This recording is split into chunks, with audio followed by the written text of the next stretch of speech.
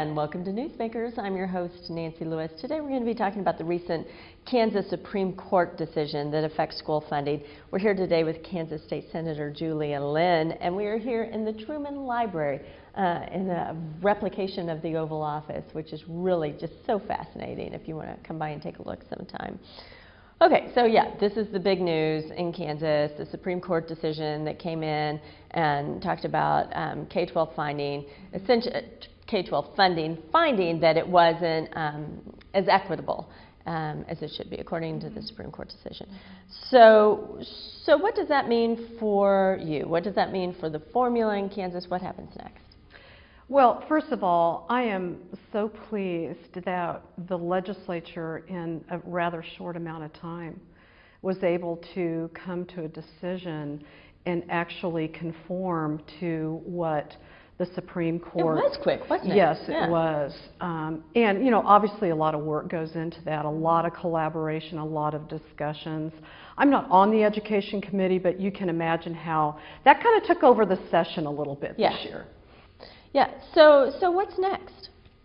Well, I think that we move forward with some of the policy provisions that we have in place. One of the things that we did was to allow local school districts to raise more money locally according to what their constituents would like their districts to look like. So I'm very glad that we were finally able to do that. In Johnson County, that has been a big issue since I've been in the Senate, and we finally got it done. It'll make a huge difference. Yes, it will. Yeah. And also, the other thing that we did was we provided a piece for choice for those families and children who may not perform as well in a public education venue and would perhaps benefit from being in a private venue. What kind of feedback are you getting from constituents on this? Well, you know, surprisingly, it hasn't been a heavy feedback. Some of the feedback has been very positive in my district. Some of it has been negative, not really understanding what the provisions do. And I think that will take some time to work out just as we go forward. And we are going to be going into the veto session in about 3 weeks. So there could be something that happens during that veto session, although I think it's going to be pretty quiet, and we're going to put this to bed and go forward and see how it all plays out.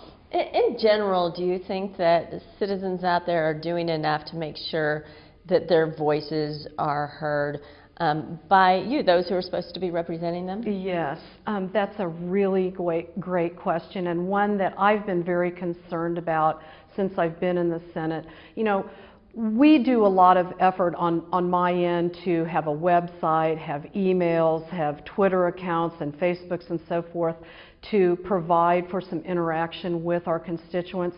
However, sometimes when a bill gets introduced, just at that very early stage of the process, there can be a lot of confusion, a lot of opinions, there can be some overreaction to bills that are introduced. And what we have to understand is that those bills go through a process, a very deliberative process. So what goes in at the front end of a bill introduction and what ends up at the end is completely a different thing. So the more two-way communication, the better. Absolutely. All right, wish we had more time. Oh, it was great to be with you. Thanks for being here, and thank you for being here too. We'll see you next time on Newsmakers.